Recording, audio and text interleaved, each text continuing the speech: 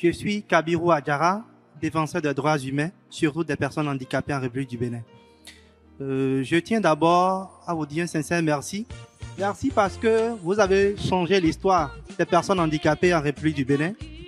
Par le passé, les personnes handicapées sont discriminées, marginalisées, mais depuis 2017 où nous avons la loi qui protège et promeut les droits des personnes handicapées, cela a changé. En 2023, vous nous avez offert les 5 décrets d'application de cette loi qui protège et promeut les droits des personnes handicapées. Je tiens à vous dire sincèrement merci. Merci parce que vous avez considéré les personnes handicapées comme des personnes, pas des personnes entièrement à part, mais des personnes à part entière dans la société béninoise. Cela est à votre actif, 1000 hommes. À part cette préoccupation, je profite aussi de l'occasion pour parler des personnes handicapées. C'est vrai, nous avons la loi, nous avons les 5 décrets d'application, mais il reste encore quelques difficultés sur le terrain. Je prends le cas des AME. Ils ont composé, les personnes handicapées ont composé comme tout le monde, mais après déploiement, on constate que les personnes handicapées sont laissées pour compte, surtout les personnes qui portent un handicap visuel. Parce qu'on se dit, c'est peut-être complexe. Pourquoi ça? Si on peut aussi penser à cette couche, ça me fera beaucoup plaisir. Parce que d'abord, dans nos centres spécifiques, on constate que ces personnes-là, après leur formation, sont laissées dans la nature et ne peuvent même pas exercer dans les centres spécifiques où ils ont été formés. La dernière préoccupation ou doléance que j'ai à faire, Monsieur le Président, c'est par rapport à la politique. Aujourd'hui, vous nous avez accompagnés avec la loi sur le plan administratif. Pourquoi ne pas nous aider aussi sur le plan politique?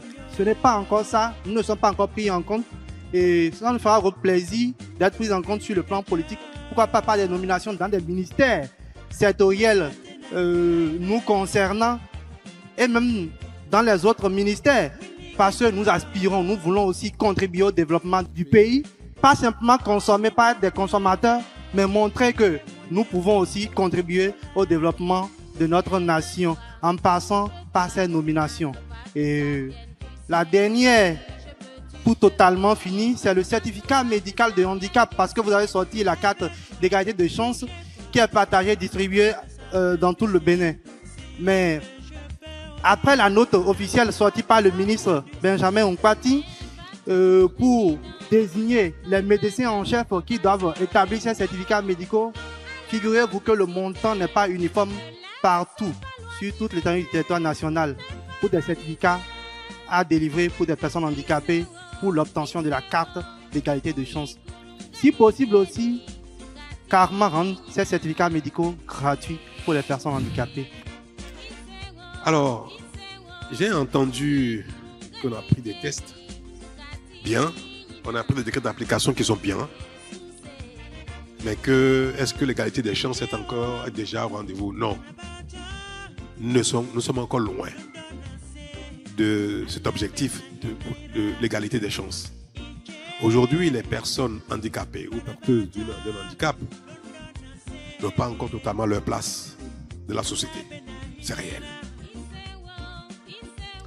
Nous avons la volonté de le faire, mais malheureusement, nous n'avons pas encore tous les outils, tous les moyens pour le faire.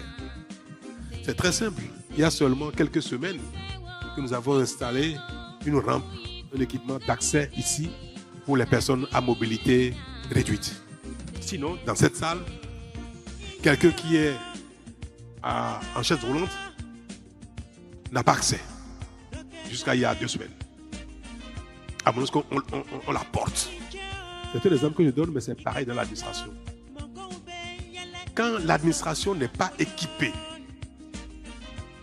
pour employer un malvoyant, il est difficile de l'intégrer dans certaines fonctions. Pas dans tout, il y a des fonctions dans lesquelles c'est facile, même si ce n'est pas impossible. Mais aujourd'hui, il y a encore des fonctions dans lesquelles il est impossible d'utiliser un malvoyant parce que l'utilisation du braille n'est pas encore une réalité.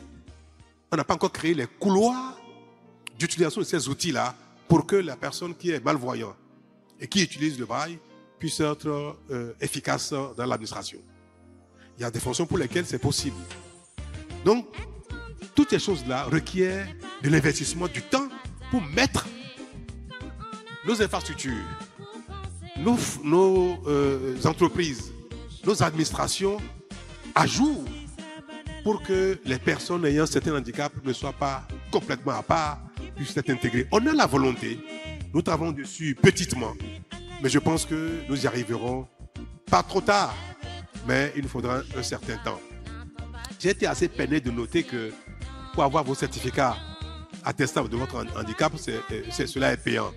Donc ça nous a échappé, mais normalement ça doit être gratuit.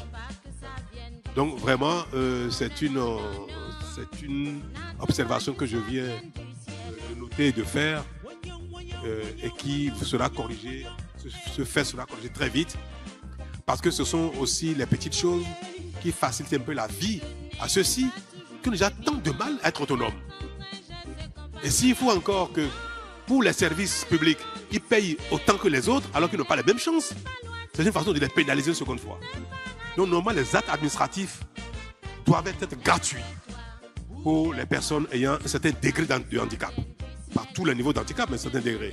Donc ce sera corrigé assez vite et vous ne serez plus soumis à ces paiements qui aussi sont différenciés sur la région dans laquelle nous sommes.